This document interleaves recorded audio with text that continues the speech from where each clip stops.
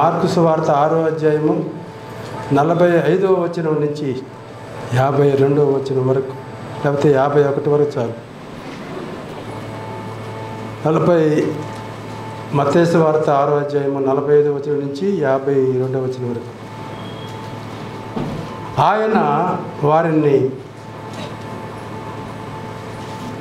ఆయన జనసమూహము పంపివేయనంతలో ధోని ఎక్కి అద్దరినున్న బెత్సయిదాకు ముందుగా వెళ్ళుడని ఆయన తన శిష్యులకు వెంటనే బలవంతము చేశాడు. ఆయన వారిని వీడుకొలిపి ప్రార్థన చేయుటకు కొండకు వెళ్ళాను. సాయంకాలం అయినప్పుడు ఆ ధోని సముద్రం మధ్య ఉండెను. ఆయన ఒంటరిగా మెట్ట ఉండెను. అప్పుడు వారికి గాలి ఎదురైనందున ధోని నడిపించుటలో వారు మిక్కిలి కష్టపడుచుండగా ఆయన చూచి రాత్రి ఇంచుమించు 4వ జామున సముద్రం మీద నడుచుచు వారి యొద్దకు వచ్చి వారిని దాటిపోవాలని ఉండెను. ఆయన సముద్రం మీద నడుచుట వారు చూచి భూతమని తలంచి కేకలు వేసిరి. అందుకు అందరూ ఆయనను చూచి తొందరపడగా వెంటనే ఆయన వారిని పలకరించి ధైర్యం తెచ్చుకుని నేనే, భయపడకుడని చెప్పాను. తర్వాత ఆయన ధోని ఎక్కి వారి యొద్దకు వచ్చినప్పుడు గాలి అణిగాను. అందుకు వారు తమలో తాము మిక్కిలి విభ్రాంతి నొందిరి. పిల్లరా, ఈ మార్కు సువార్త మార్కు అనే దేవుని బిడ్డ రాశాడు. శిష్యుడు కాదు ఈయన ఒక దేవుని నమ్మినటువంటి ఒక బిడ్డ కనుక వీరి తల్లికి మరియా, ఈయన తల్లి యెరూషలేములో పెద్ద గృహం ఉన్నది. గొప్ప ధనవంతులు వీళ్ళు. ఆ గృహంలోనే మొట్టమొదట దేవుని ప్రజలు కూడుకొని ఆరాధించేవారు. కనుక ఈయన రాసిన ఈ సువార్త చాలా చిన్నదే, కానీ అక్కడ ఆయన చెప్పేది ఈయన మనుష్య కుమారునిగా ప్రభువుని ఆయన వర్ణిస్తాడు. తర్వాత ఈయన రాసిన ఈ సువార్తలో ప్రాముఖ్యమైనది చూడండి, 10వ అధ్యాయం 45వ వచనం. మనుష్య కుమారుడు పరిచారం చేయించుకున్నటకు రాలేదు, కానీ పరిచారం చేయుటకును అనేకులకు ప్రతిగా విమోచన క్రయధనముగా తన ప్రాణం ఇచ్చుటకు వచ్చాడు. ఎందుకు వచ్చాడు? యేసు ప్రభు వచ్చాడు. అందరికీ తెలుస్తుంది ఇది క్రీస్తు శకము, క్రీస్తు పూర్వము కూడా ఉన్నది. అయితే ఎందుకు వచ్చాడంటే ఆయన పరిచారం చేయడానికి వచ్చాడు. మనమంతా ఏం చేస్తామంటే ఎవరైనా పరిచర్య చేస్తే కొంచెం ఘనతగా అది భావించి తీసుకుంటూ ఉంటాం. ప్రభు అలా చేయలే. ఆయన అందరికీ పరిచారం చేశాడు. అందరికీ ఉపకారి, అందరికీ మేలు చేస్తూ సంచరించినవాడు. కనుక ఆయనను పరిచారకుడు, మనిషి కుమారుడు పరిచారము చేయించుటకు ఆయన వచ్చాడు. కనుక పరిచర్యను మనం అందరం కోరుకోవాలి. ఆ తర్వాత ఇక్కడ చూడండి, మనం చదువుకున్న భాగంలో 45వ వచనం. ఆయన జనసమూహమును పంపివేసి, ఇక్కడ ప్రభు ఉన్నాడు, తర్వాత జనసమూహం ఉన్నది, శిష్యులు ఉన్నారు. అయితే ఇక్కడ ఆయన జనసమూహమును పంపివేసి అంటున్నాడు. జనసమూహం అప్పటికే ఆయన చాలా రోజుల నుంచి ఉన్నారు. యేసు ప్రభు మాటలు వింటున్నారు. తండాలుగా వేలాది మంది వచ్చినారు. కనుక జనసమూహమును పంపివేస్తున్నాడు అంటున్నాడు. అయితే చూడండి 34వ వచనములో, కానీ ఆయన ఆ గొప్ప జనసమూహంను చూచి వారు కాపరి లేని గొర్రెల వలె ఉన్నారంట. ఎట్లున్నారు? గొర్రెలు కాపరి లేకపోతే అవి తోడేళ్ళు బారిన పడతాయి, సింహాలు బారిన పడతాయి. కనుక ఈనాడు ప్రజలు కాపరి లేని గొర్రెల వలె ఉన్నారు. గొర్రెలు మనం అందరం, ఒక గొర్రె దారి తొలిగితే అన్నీ అటే వెళ్ళిపోతాయి. మనకు తెలుసు ఎవరు దారి తొలిగారో, మనుషులు ఎందుకు ఇలా అయినారు. కనుక కాపరి లేని గొర్రెల మీద ప్రభు కనికరపడి వారికి అనేక సంగతులు బోధించాడు. ప్రభు బోధించాడు. మొదట ఆయన బోధించటమే కాకుండా వారికి భోజనం పెట్టమంటాడు. శిష్యులారా, మీ దగ్గర ఏమైనా ఉన్నదా? వీళ్ళు చాలా 1-2 రోజుల నుంచి మన దగ్గర ఉన్నారు, భోజనం వింటున్నారు, మేలు పొందుతున్నారు. అయితే ఆయన భోజనం కూడా పెట్టమంటున్నాడు. ఆయన ప్రభు మంచివాడు. ఆయన మనకు ఏం చేసేవాడంటే మేలు చేసేవాడు. మీ దగ్గర ఎన్ని రొట్టెలు ఉన్నాయి అంటున్నాడు. ఆయన పిల్లరా మనకు కేవలం పిల్లరా ఆయన బోధే కాకుండా ఆహారం కూడా పెడతాడన్నమాట. మొదట నా రాజ్యాన్ని నీతిని వెతకండి, అప్పుడు అన్నిటినీ నేను మీకు ఇస్తానని చెప్పాడు. ప్రభువు మనకు ఆయన భక్తికి జీవానికి కావలసినవన్నీ ఇచ్చేవాడు. మొదట భక్తి, తర్వాత జీవానికి కూడా ఇస్తాడన్నమాట. ఆయన నమ్మిన వాళ్ళకి ఆయన ఏం తక్కువ చేయడు. ఆయన మంచి కాపరి గొర్రెల కొరకు తన ప్రాణం పెట్టినట్టుగా మనందరిని ప్రేమించుతున్న గొప్పవాడు. అంతేకాకుండా ఆయన పిల్లరా ఆయన దైవశక్తి జీవమునకు భక్తికి కావాల్సినవన్నీ మనకిచ్చేవాడు అన్నమాట. మొదట బోధ, తర్వాత భోజనం. మొదట మానవునికి కావలసిన దేవుని మాటలు, ఆ మాటలలో ఆశీర్వాదం ఉన్నది, ఆ మాటలలో రక్షణ ఉన్నది, ఆ మాటలలో మేలు ఉన్నది. కనుక మొట్టమొదటిగా దేవుని దగ్గరకు వచ్చిన వారు దేవుని మాటలు వినాలి పిల్లరా. అక్కడ కూడా పిల్లరే ఎంతోమంది ప్రజలు వచ్చారు. వారు కాపరి లేని గొర్రెల వలె ఉన్నారు. వారిని పట్ల దయ చూపినాడు, వారిని కనికరించి వారికి బోధ చేశాడు. అంటే మానవులు ఆ పరలోక రాజ్యానికి ఎలా వెళ్ళగలరో, ఎలా వెళ్ళాలో, ఆ దేవునికి మనుషులకు ఉన్న సంబంధాన్ని అన్నీ పూసగుచ్చినట్లుగా ప్రభు చెప్పాడు అనమాట. ఆ తర్వాత వారికి ఆహారం పెట్టాడు. ఆహారము ఎలా పెట్టాడు, ఎక్కడ పెట్టాడు? అరణ్యంలో పెట్టాడు. ఒక పసి బాలుని దగ్గర 5 రొట్టెలు 2 చిన్న చేపలు ఉన్నాయి. అవి తీసుకొని ఆయన ప్రార్థన చేయాలి, ఆశీర్వదించి. ఆయన సృష్టికర్త, ఆయన లేని వాటిని ఉన్నట్టుగా పిలిచేవాడు. చిన్న పసి బాలుని ఆహారాన్ని వేల మందికి పెట్టి మిగిల్చినవాడు. కనుక మనకున్నదాన్ని మీరే వారికి ఆహారం పెట్టమంటే అప్పుడు వారు వెతుక్కుంటారనమాట. ఇంతమందికి మేము ఎక్కడ పెట్టగలం ప్రభు అంటే, మీ దగ్గర ఏమీ లేదా, చూడండి అంటే ఒక పసి బాలుడు ముందుకు వచ్చి, నా దగ్గర 5 రొట్టెలు ఉన్నాయి, మా తల్లి ఇచ్చింది అని చెప్పేసి 2 చేపలు ఉన్నాయని ఇస్తే అవి తీసుకురమ్మన్నాడు. అప్పుడు వాటిని దీవించాడు. కనుక మన ప్రభువు ఆయన భోజనం పెట్టేవాడు. ఆయన తన మాటలు కూడా తన ప్రజలకు వినిపించి పరలోక రాజ్యానికి వారిని వారసులుగా చేసేవాడు. కనుక ప్రభు ఆయన చేసేది ఏంటంటే ప్రజలను ఆయన రక్షించేవాడు తన మాటల చేత. అంతేకాదు వారికి ఈ లోకంలో కావలసిన ఆహారం పెట్టేవాడు. ఇప్పుడు మనకు జీవాహారం పెట్టాడు. నమ్మిన వారికి ఆయన శరీరము, ఆయన రక్తము, అది జీవాహారము. మనం నిత్యము జీవించినట్లు. ఇప్పుడు తినే మన లోక సంబంధమైన ఆహారం తింటే మనకు కొంత బలం వస్తుంది, కొంతకాలం జీవించగలం.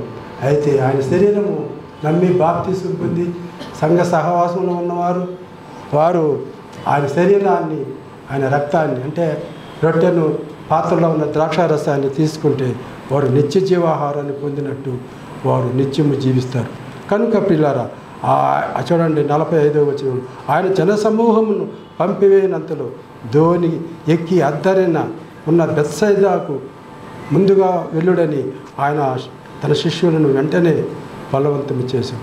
ఆయన వారిని వీడుకొలిపి ప్రార్థన చేయటకు ఆయన కొండకు వెళ్ళాడు. యేసు ప్రభు కొండకు వెళ్ళాడు, తన శిష్యులు సముద్రంలోకి వెళ్ళారు. చూడండి 48వ వచనం, అప్పుడు వారికి మిక్కిలి గాలి ఎదురైనందున వారు అద్దరికి వెళ్ళాలి, కన్యాసరెత్తు ప్రాంతానికి బెత్సైదాకి వెళ్ళాలి. కనుక మీరు అద్దరికి వెళుతున్నాయ్యా, నేను కొంచెం ప్రార్థన చేసి తండ్రికి నేను వస్తానని చెప్పి వారిని పంపించినప్పుడు వారు వెళతా ఉన్నారనమాట. సముద్రము ఎంతో పెద్దది, దోణ చాలా చిన్నది. సముద్రము పెద్దది, దోణ చిన్నది.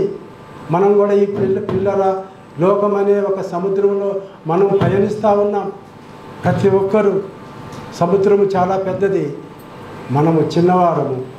మనము అందులో ప్రయాణం చేయాలి. ప్రయాణం చేసేటప్పుడు ఎన్నో ఎదురవుతాయి, అవన్నిటినీ ఎదుర్కొని మనం ముందుకెళ్ళాలా.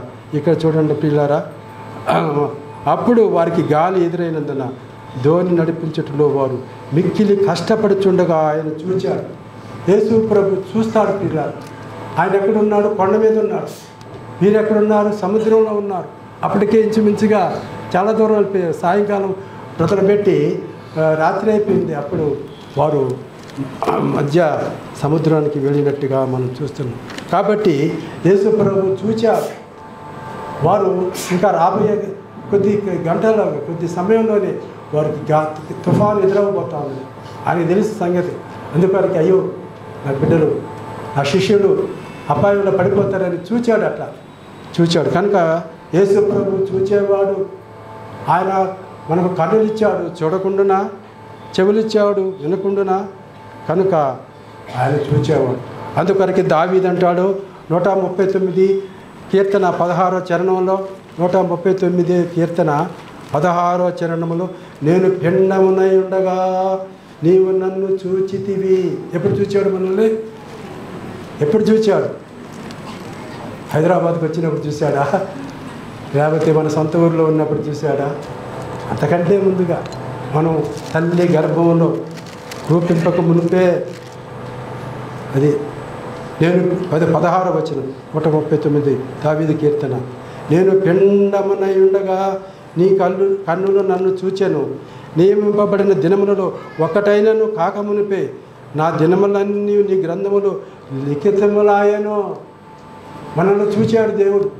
ఎవరన్నా అనుకుంటున్నారు ఆ దేవుడు నన్ను చూడలేదు, దేవుడు నాకు సహాయం చేయలేదని? లేదు. దేవుడు చూస్తాడు. నీకు వీలైనంత సహాయాన్ని ఆయన చేసి పెడతాడు. కనుక దేవుడు మంచివాడు. అంతేకాకుండా యోబు గ్రంథం 36:7 నీతిమంతులను ఆయన చూడకపోడు. నీతిమంతులు ఎవరు? ఒక్కడో లేడు నీతిమంతుడు. అందరూ పాపం చేసి దేవుడు అనుగ్రహించు మహిమను పొందలేకపోతున్నారు. అయితే యేసు ప్రభువును నమ్ముకుంటే మనకు నీతి వస్తుంది. అప్పుడు మనం నీతిమంతులు అవుతాం. అటువంటి నీతిమంతులను దేవుడు చూడకుండా పోడు. మీరు అలా చెప్తే అది అబద్ధం. దేవుడు ఎట్లయినా నిన్ను చూస్తాడు, నీ వైపు చూస్తాడు, నీకు సహాయం చేస్తాడు, నీ కొరతలు తీస్తాడు, నిన్ను ఆశీర్వదిస్తాడు, నిన్ను పరలోకము వరకు ఆయన నడిపించేవాడు. నీతిమంతులను ఆయన చూడకపోడు. దావీదు అంటాడు, నేను పిండమునై ఉండగా. మనం ఇంకా ఈ లోకానికి రాకమునిపే చూచాడు మనల్ని. ఇదిగో ఫలానా బిడ్డ నన్ను నమ్ముకుంటుంది, నా కుమార్తె అవుతుంది, నా కుమారుడు అవుతాడు అని అప్పుడే నిర్ణయించుకున్నాడు. అంతేకాకుండా నీతిమంతుడైన మనల్ని ఆయన చూడకుండా మన కష్టాల్లో అన్ని సమయాల్లో ఒకే రీతిగా ఉండవు. బాగుంటే ఇంకోసారి ఏదైనా కష్టం రావచ్చు, ఆపద రావచ్చు, ఇబ్బంది రావచ్చు. అయితే ఆ ఇబ్బంది వచ్చినప్పుడు దేవుడు మనల్ని చూస్తాడు. యోబు అంటాడు, నీతిమంతులను ఆయన చూడకప్పుడు యోబుకి ఎన్ని కష్టాలు వచ్చినాయి. యోబుని చూడలేదా? 7 కుమారులు 3 కుమార్తెలు, ఒకే దినమున ఆస్తి అంతా పోయింది. యోబుకి తూర్పు దేశపు జనులలో గొప్ప ధనవంతుడు యోబు. అటువంటి యోబు అన్నీ పోయినాయి. యెహోవా ఇచ్చెను, యెహోవా తీసుకున్నాడు. యెహోవా నామమునకు స్తుతి కలుగును గాక. ఎప్పుడైనా కష్టం వచ్చినప్పుడు మనం దేవుని స్తుతించగలమా? స్తుతించిన భక్తులు చాలామంది బైబిల్లో మనకు కనబడుతున్నారు. యోబు ఆయన చెప్పినాడు, నీతిమంతులను నేను అన్నాడు. ఎందుకు చెప్పాడు? ఆయనను చూశాడు. ఆ యోబుని మళ్ళా 2 ఆశీర్వదించాడు అన్నమాట. ఆపదలో ఉన్న ఆ యోబుని కనికరించి, తన భార్య ఏమో అన్నీ పోయినాయి కదా, నువ్వు దేవుని దూషించి మరణం కాయా, ఎందుకయ్యా వేస్ట్ అంటుంది భార్య. నువ్వు మూర్ఖురాలు మాట్లాడినట్టు మాట్లాడుతున్నావే. దేవుడు మేలు చేసినప్పుడే మనం ఆయన స్తుతించాలా, కీడు చేసినప్పుడు స్తుతించవద్దా? ఎంత నిరీక్షణ యోబుకి. What a great hope our Job is having. కనుక మనం కూడా ఒక నిరీక్షణ మనకు ఉండాలి, హోప్ ఉండాలి. జీవితంలో నిరీక్షణ లేకపోతే నష్టపోతాం ప్రియులారా. దేవుడు ఎన్నటికై మనల్ని విడిచిపెట్టాడు, మనకు తోడుగా ఉంటాడు, మనల్ని ఆదుకుంటాడు. యేసు ప్రభు చాలా మంచివాడు. నేను గొర్రెలకు మంచి కాపరి గొర్రెల కొరకు తన ప్రాణం పెట్టినట్లుగా ఆయన మనందరి రక్షణ కొరకు ప్రాణం పెట్టిన ప్రాణనాథుడు. అంతేకాకుండా చూడండి, నిర్గమకాండం 3:7 నిశ్చయముగా నా ప్రజల బాధను నేను చూచానంటాడు. నేను నా ప్రజల బాధను నిశ్చయంగా చూశాను. వారు పిల్లారా 430 సంవత్సరాలు ఇశ్రాయేలు ప్రజలు వారు ఐగుప్తు దాసత్వంలో బాధపడ్డారు. ఆయన చూచి మోషే ద్వారా వారిని కనానికి నడిపించిన మహాగణుడు దేవుడు చూచాడు. మన బాధను చూస్తాడు, మన సంతోషాన్ని చూస్తాడు. మనలో ఒకడుగా మనతో ఉంటాడు ఆ ప్రభు, మనల్ని నడిపిస్తాడు. ఇక్కడ కూడా పిల్లారా ఆ తుఫానుని ఎదుర్కొంటున్న తన బిడ్డలను చూచి వారి మీద జాలిపడి ఆయన నడిచి వస్తూ ఉన్నాడు. యేసు ప్రభు సముద్రం మీద వస్తూ ఉన్నాడు. నీవు నేను వెళ్ళగలవా? సముద్రాన్ని చూసి భయపడతామే. సముద్రం మీద నడుస్తున్నాడు ఈయన. ఈయన ఎవరు? అన్నిటిని సృష్టించిన సృష్టికర్త ఈయన. గాలిని, సముద్రాన్ని, అందులో ఉన్న జీవరాశులను, ఈ సమస్త సృష్టిని యేసు ప్రభు చేసిన ఆయన నేను ప్రధాన శిల్పిని అంటాడు. కనుకనే ప్రియులారా దానిని నిమ్మలించమని అడిగినాడు. నీళ్ళ మీద నడిచినాడు. వారు భూతమని తలంచి భయపడ్డారు. అప్పుడు వారిని పలకరించి, పిల్లలారా ఎలా ఉన్నారు? తుఫాను వచ్చిందా? ధైర్యంగా ఉన్నారా లేదా అన్నట్టుగా ఆయన పలకరించి వారిని ధైర్యపరిచి బలపరిచినాడు. ఆ తుఫానుని గద్దించాడు, ఆ తుఫానుని ఆపివేశాడు. కనుక ప్రియులారా ఆయన ఏ జామున వచ్చాడు? ఈ యొక్క భాగాన్ని నేను ఎందుకు తీసుకున్నానంటే ఆయన 4వ జామున వచ్చాడు. ప్రియులారా మనకు ఇశ్రాయేలు చరిత్రలో రాత్రితో ప్రారంభమవుతుంది ఈ యొక్క రోజు. చూడండి, ఆదికాండం 1వ అధ్యాయం 5వ వచనం. ఆదికాండం 1వ అధ్యాయం 5వ వచనం. అస్తమయమును ఉదయమును కలుగుగా ఒక దినమాయను. ఒక దినము ఇశ్రాయేలు ప్రజలకు వారికి సాయంకాలము 6 గంటలతో సాయం ప్రారంభం అవుతుంది అన్నమాట. అప్పుడు అదన్నమాట. కనుక అయితే ఈ సమస్త దేశాలలో ఉన్న మానవ కోటికి అర్ధరాత్రి 12 అయిన తర్వాత 2 గంటలు పూర్తయి 12 గంటల 1 సెకనుతో దినం ప్రారంభమవుతుంది. ఇశ్రాయేలు ప్రజలకైతే సాయంకాలంతో ప్రారంభమవుతుంది. కనుక జాము అంటాడు. పిల్లరా ఒక పగలని 3 భాగాలుగా చేశాడు. ఉదయము, మధ్యాహ్నము, సాయంకాలం. ఇక్కడ దావీదు ఆయన ప్రార్థన చేశాడు. నేను చూడండి సాయంకాలమున, ఉదయమున, మధ్యాహ్నం నేను ప్రార్థన చేశానని ఆయన దావీదు చెప్తాడన్నమాట. ఎప్పుడు ప్రార్థన? దినమునకు 3 సార్లు దావీదు ప్రార్థన చేశాడు. అయితే దినమునకు 7 సార్లు దేవుని స్తుతించాడు. కనుక ఇశ్రాయేలు ప్రజలకు వారికి సమయం ఎప్పుడు ప్రారంభమవుతుందంటే పిల్లరా వారికి సాయంకాలంతో ప్రారంభం. రాత్రి పగలకేమో 3 సమయాలు, ఉదయము, మధ్యాహ్నము, సాయంకాలము. అప్పుడు ఏం చేశాడంటే దావీదు ప్రార్థన చేశాడంట.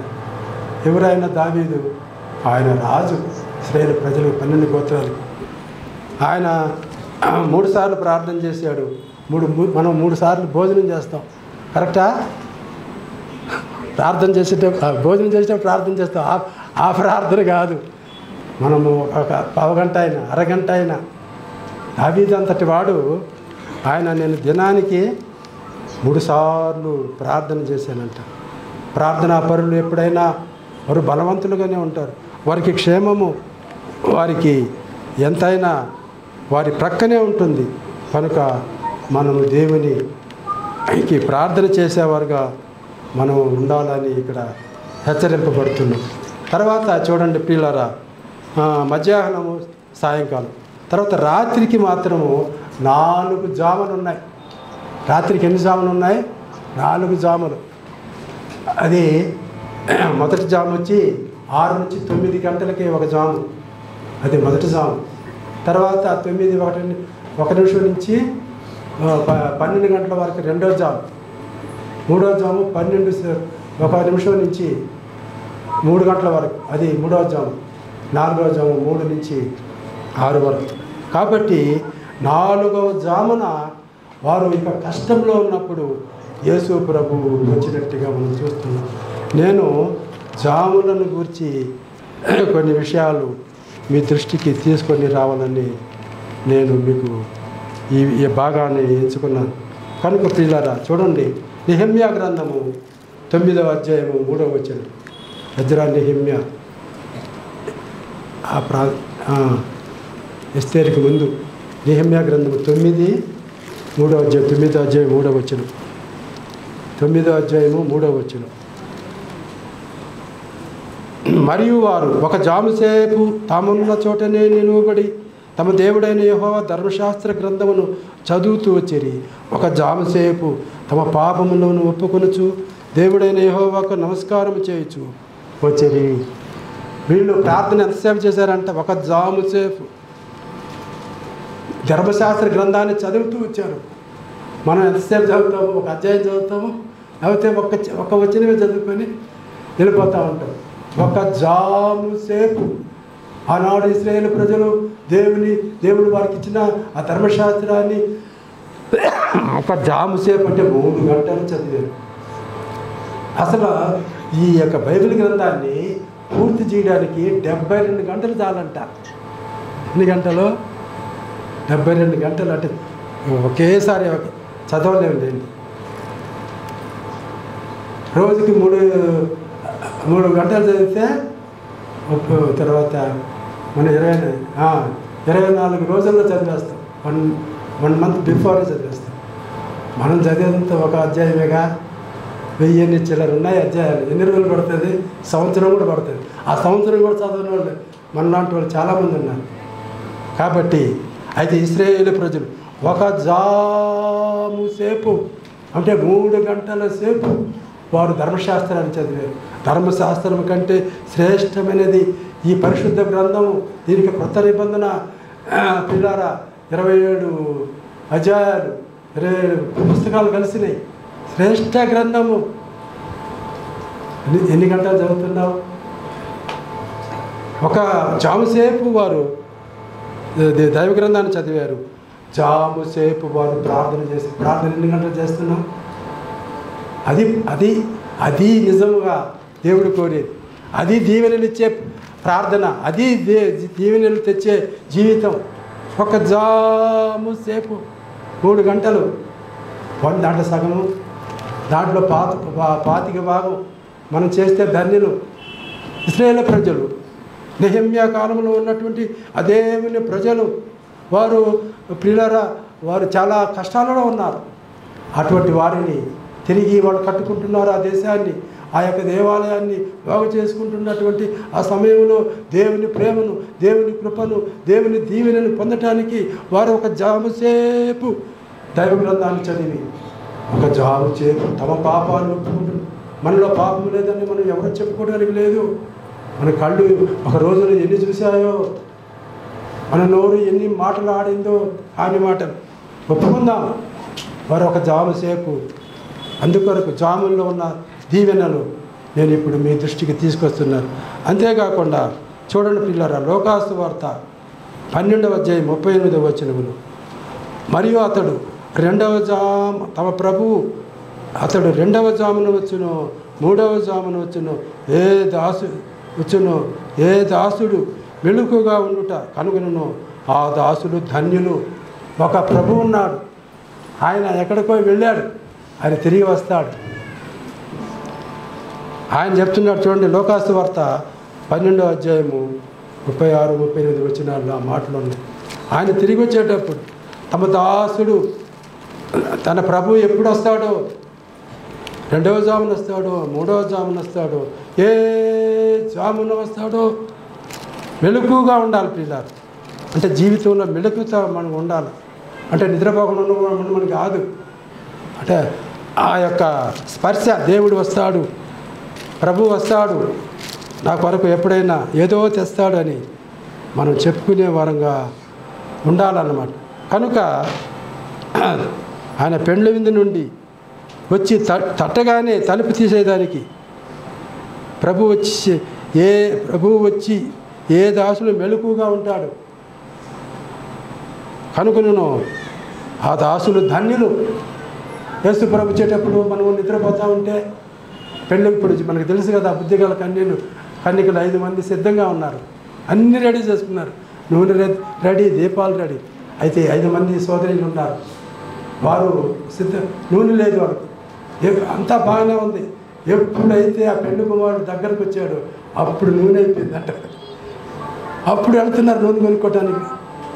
అప్పుడు ఆ నూనె కొట్టులు ఉన్నాయో లేదో, ఆ కొట్టులో అక్కడికి వెళ్ళేటప్పటికి ఈ పెళ్లి కుమారుడు ఏం చేశాడు, ఆ బుద్ధిగలని కన్యకలను తీసుకొని ఆయన కార్యాన్ని పూర్తి చేస్తాడనమాట. అట్లా మనం ఉండకూడదు అనమాట. ఏ జామున వస్తాడో, రెండవ జామున. ఇప్పుడు యేసుప్రభు చూడండి, మొదటి జామున రాలా. ఈ లోకము 2000 సంవత్సరం అనుకో సమయం, ఈ 2000 సంవత్సరం కలిసి రాత్రితో పోల్చబడింది అనమాట. యేసుప్రభు నీతి సూర్యుడు ఆయన పరలోకానికి వెళ్ళాడు, ఇది రాత్రి సమయం. రాత్రి చాలా గడిచి పగల సమీపంగా ఉంది యేసుప్రభు వచ్చే కాలం. ఆయన 4వ జామున తన శిష్యుల దగ్గరికి వచ్చి, చిన్న మందా భయపడుగుడే అని చెప్పే సమయం రాబోతా ఉంది పిల్లలు. ఆయన చూచేవాడు, నీ పరిస్థితి చూచేవాడు, నీ యొక్క ఆధ్యాత్మిక స్థితిని, నీ భౌతిక స్థితిని, నీకు ఒకవేళ ఏదైనా కొరతలుంటే ఆ కొరతలు తీర్చేవాడు. నువ్వు ఆయనను వెంబడించాలి, ఆయన కొరకు నమ్మకంగా జీవించాలా. ఏ జామున చూడండి, మొదటి జాములో వారు దైవ ధ్యానంలో ఉంటే, రెండవ జాములో వారి పశ్చాత్తాపడుతూ ప్రభువు కొరకు సిద్ధపడుతూ ఉంటే ఇశ్రాయేలు ప్రజలు, రెండవ జామున, మూడవ జామున గడిచిపోతూ ఉన్నాయి. ఇంకొక జామే మిగిలి ఉన్నది. ఏ జాముది? 4వ జాము. ఆ జాములో ఉన్నాం మనం సంఘం ఎక్కడ ఉన్నది? ఇప్పుడు 4వ జాములో ఉన్నది.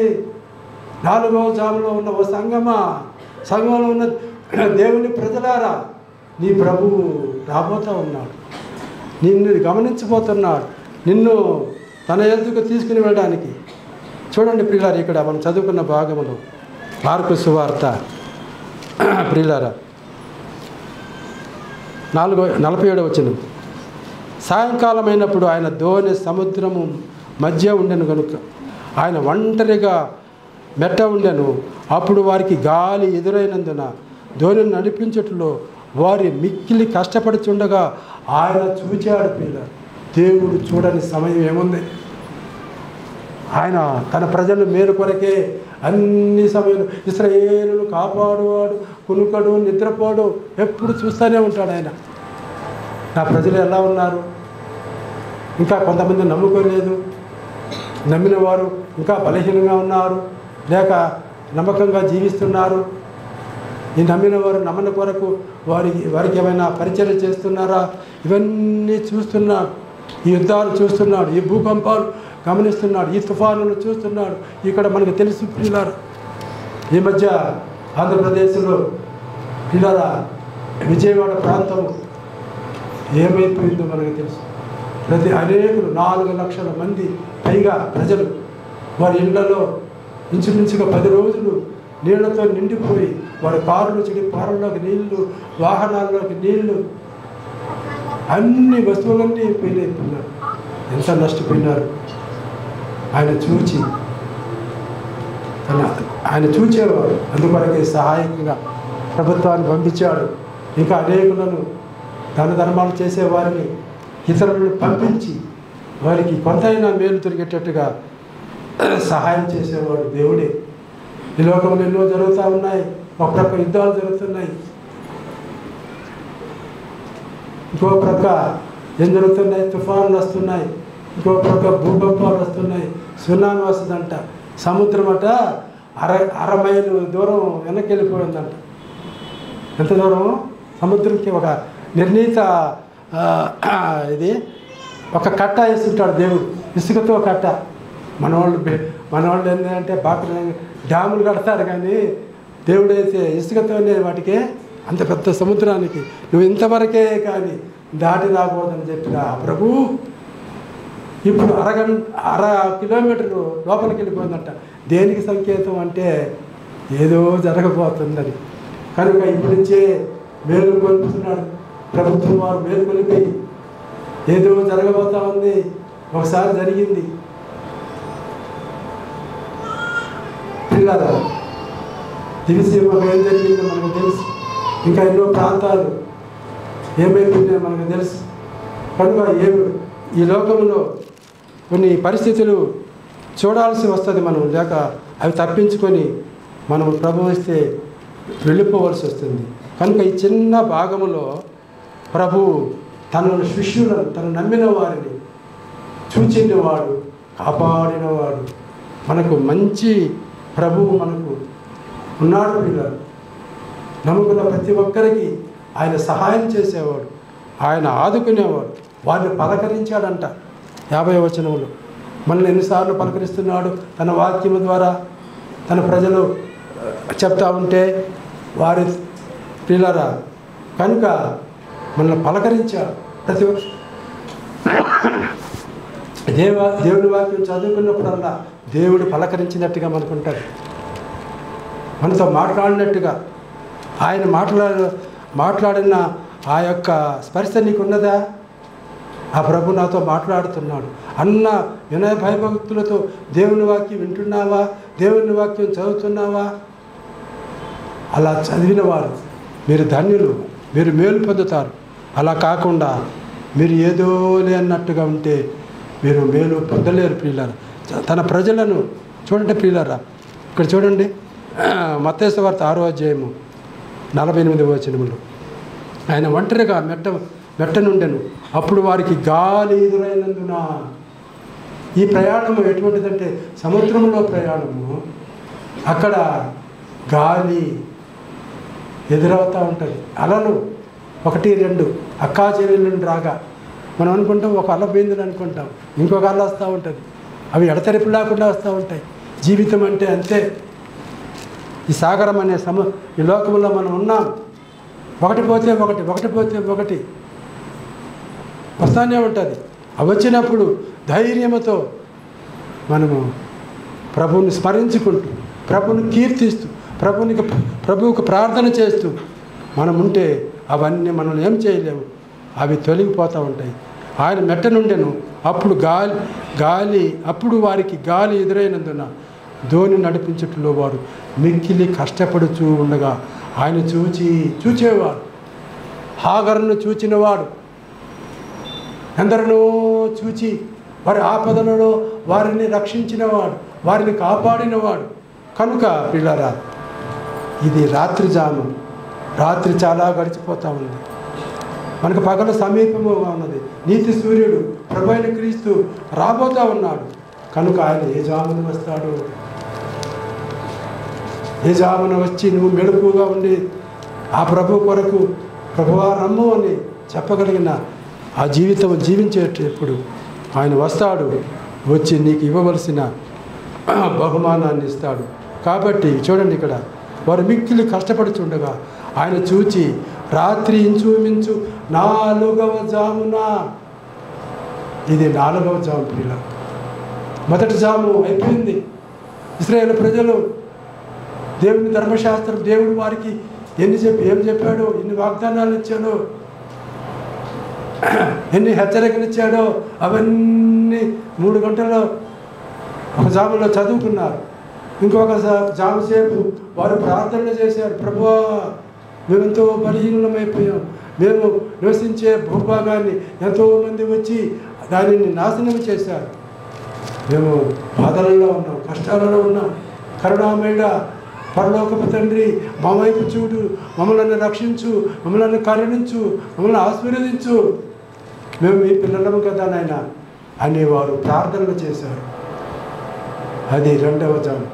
తర్వాత 3వ జామున వారి ప్రభు ఏ జామున వారి యజమానుడు వచ్చి వారికి పిల్లరా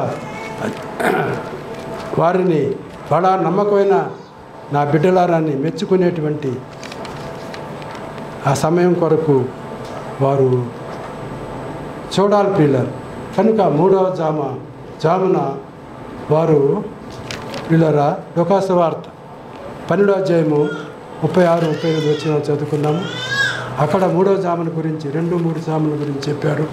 కనుక ఏ జామున మొదటి జాములో వారు దేవుని వాక్యాన్ని ధ్యానించారు, 2వ జాములో వారు ప్రార్థనలు చేశారు, 3వ జామున వాళ్ళకి ఏం జరిగిందో చూడండి. లూకాసు వార్త 12వ అధ్యాయము 36, 38లో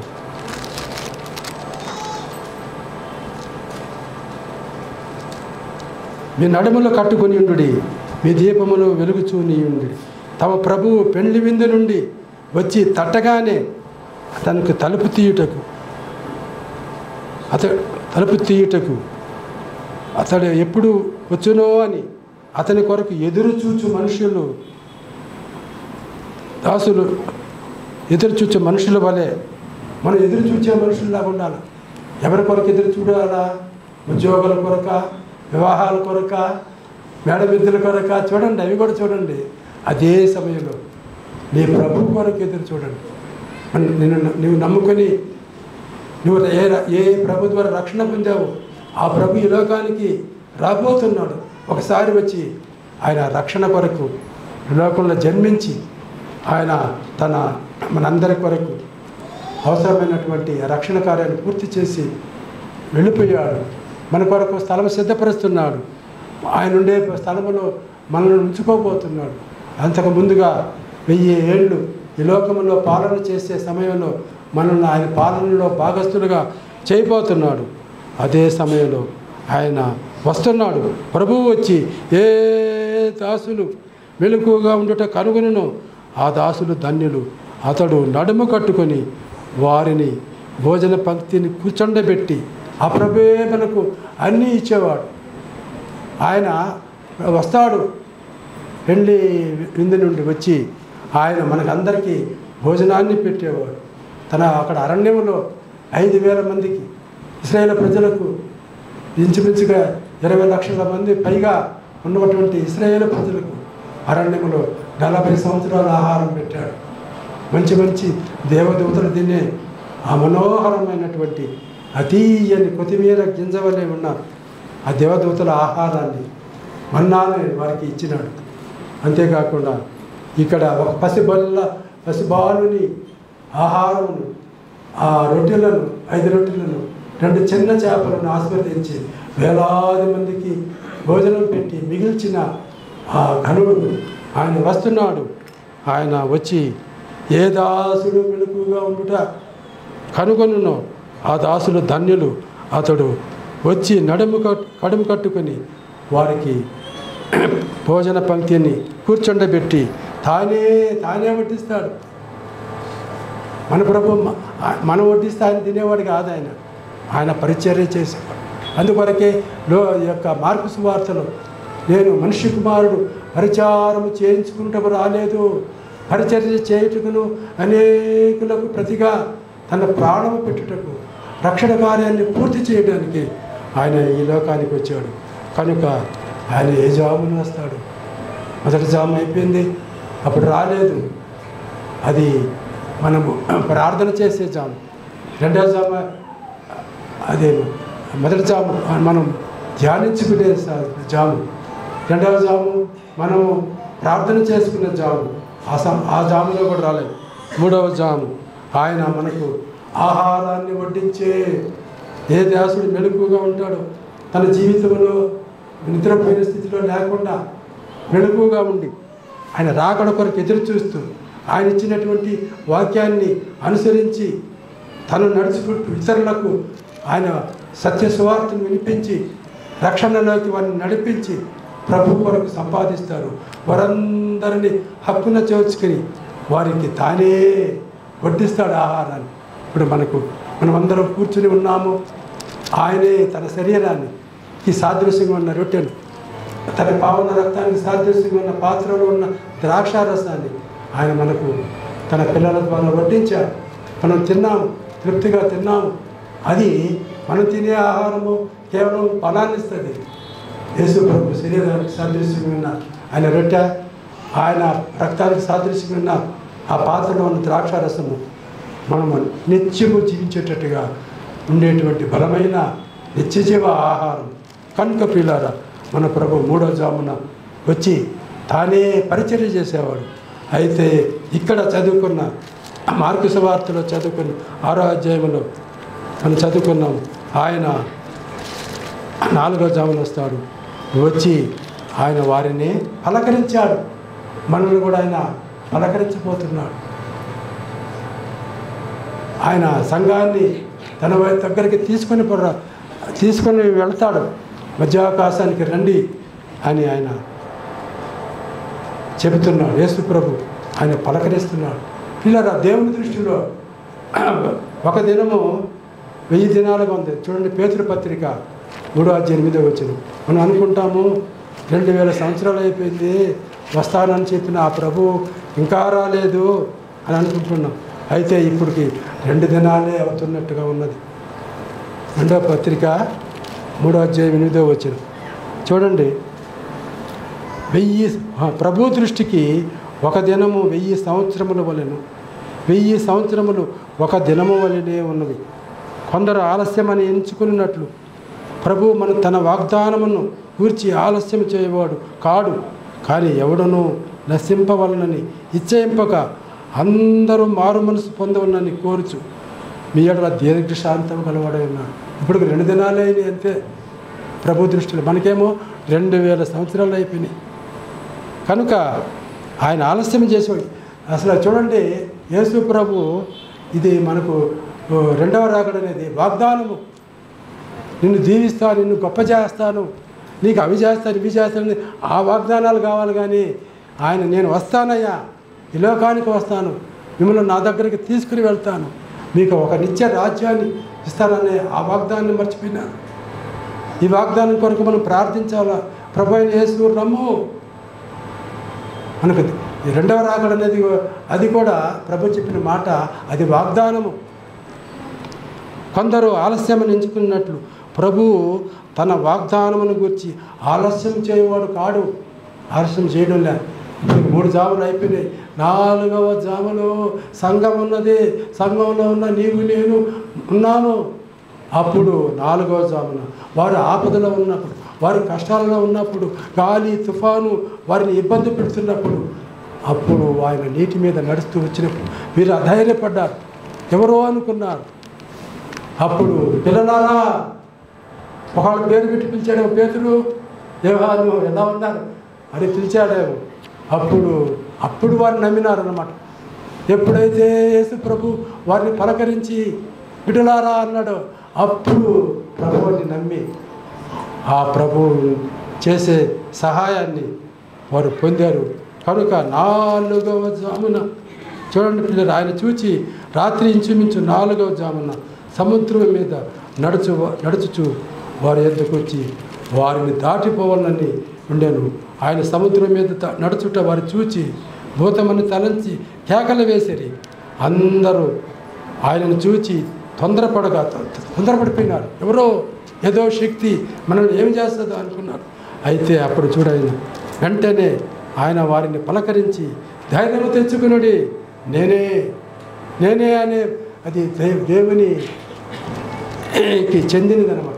యేసు ప్రభు ఐఆమ్ దట్ ఐఆమ్, నేను ఉన్నవాడను అనువాడునై ఉన్నాను. ఇట్ ఈజ్ ఐ అంటాడు ఆయన ఇంగ్లీష్లో. నేనే, మీరు చూస్తున్న ఈ మనుషుని నేనే అనే అప్పుడు వారు చాలా తృప్తి పొందుతారు, చాలా బలం తెచ్చుకుంటారు. కాబట్టి యేసు ప్రభు మనము ఆపదలో ఉన్నప్పుడు ఆయన మౌనంగా ఉండేవాడు కాదు. ఆయన మన దగ్గరకు వచ్చేవాడు, మన మీద జాలిపడేవాడు. కనుక ఆయన 4వ జామున వచ్చినట్టుగా మనం చూస్తున్నాం. 4వ జాము 4వ అధ్యాయంలో కూడా ఈ మాటలు ఉన్నాయి. 4వ అధ్యాయంలో కూడా వారు మిక్కిలి భయపడి ఈయన ఎవరో, గాలి సముద్రము ఈయనకి లోపడుచున్నాం అనుకున్నారు అన్నమాట. ఇక్కడ కూడా 4వ జామున ఆయన ధోని అమరమున తల మీద, అప్పుడు యేసు ప్రభు అక్కడ దూరంలో ఉన్నాడు, ఇక్కడైతే ధోనిలోనే ఉన్నాడు. అప్పటికి 4వ జామున యేసు ప్రభు, ఎందుకు మీరు భయపడుతున్నారు అని చెప్పి తుఫానుని గద్దించాడు. సముద్రముని ఆగు అన్నాడు అంతే. ఆయన మాటలో ఎంత శక్తి ఉన్నది, ఆయన మాటలో ఎంత పిల్లల బలం ఉన్నది.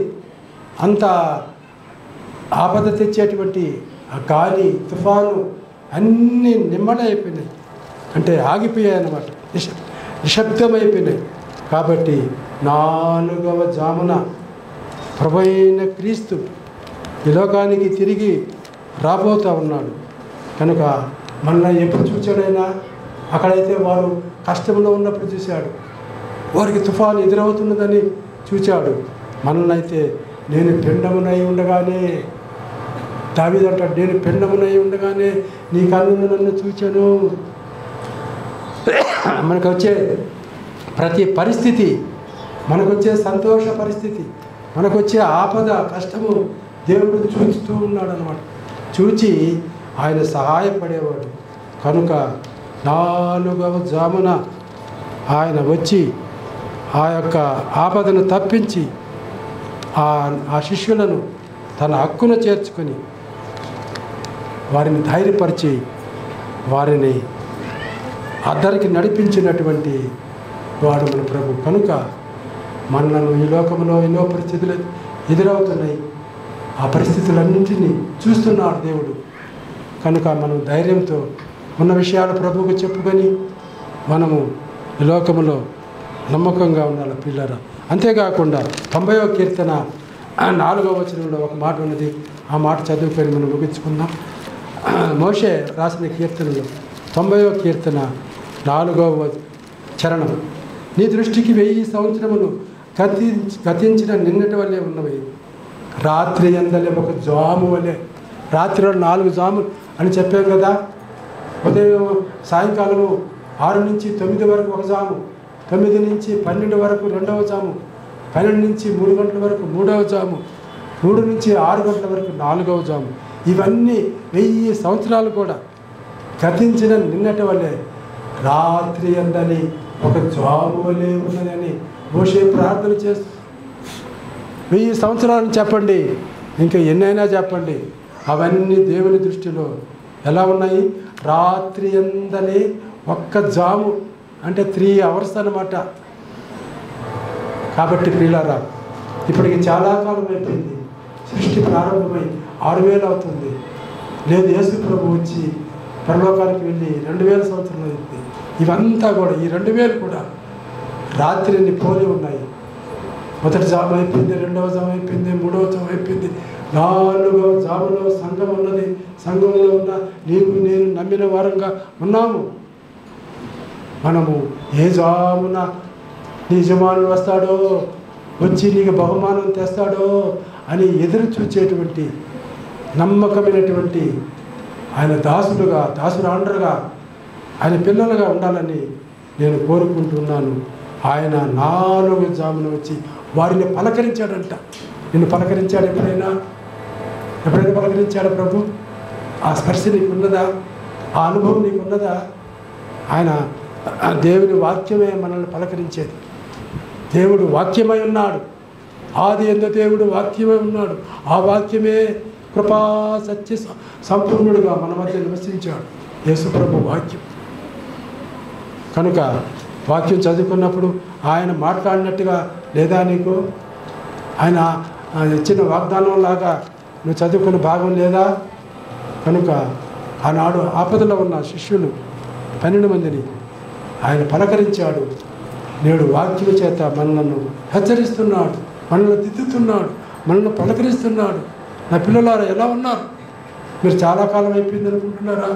నేను రాని అనుకుంటున్నారా? వస్తానని చెప్పాడు ఆ ప్రభు.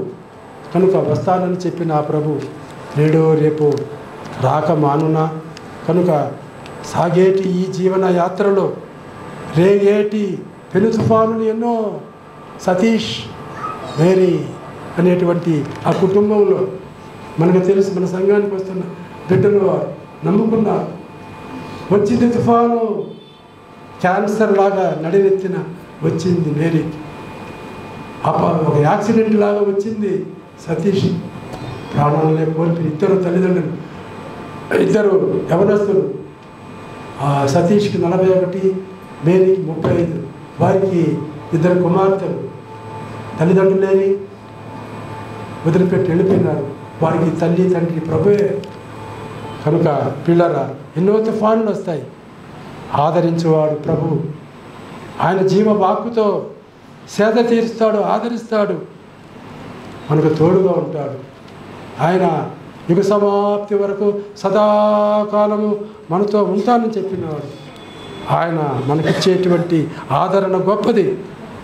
ఆయన కృప మన జీవం కంటే ఉన్నతమైనది. కనుక మన ప్రభు ఆదరించేవాడు. కనుక ఈ శిష్యులను ఆ యొక్క సముద్రములో, నడి సముద్రములో, తుఫానులో వారి ప్రాణాపాయంలో ఉన్నప్పుడు వారి దగ్గరికి వచ్చి ఆ తుఫాను ఆపి వారిని పలకరించి ధైర్యపరిచి వారిని అద్దరికి నడిపించిన మహాగణుడు యేసు ప్రభు. కనుక నిన్ను నన్ను మన జీవిత యాత్ర మనం నడిపించి మనం ఈ లోకం నుంచి పరలోకానికి తప్పకుండా మనందరినీ నమ్మిన వారిని తీసుకుని వెళ్తాడు. నమ్మనటువంటి సోదరా, నమ్మని సోదరి, నీ ప్రభు రాబోతున్నాడు. ఎన్నోసార్లు నిన్ను హెచ్చరించుంటాడు తన వాక్యము చేత, తన ప్రేమ గల మాట చేత. నువ్వు నమ్ముకున్నావా? మరి ఎందుకు నమ్ముకోకూడదు? నమ్ముకో.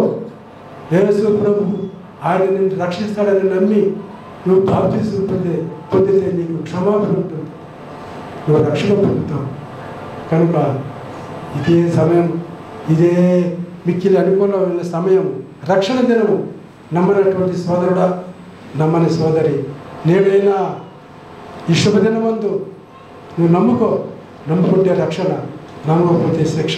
ఇప్పుడు చూడు, నేను విన్నాను ఇందాక బాప్తిసం పొందేటప్పుడు పోయిన యూత్ మీటింగ్లో ఒక సహోదరి, గుంటూరు నుంచి వచ్చిన సహోదరి నమ్ముకున్నట్టుగా నేడు బాప్తిసం తీసుకున్నట్టుగా చూస్తున్నాను.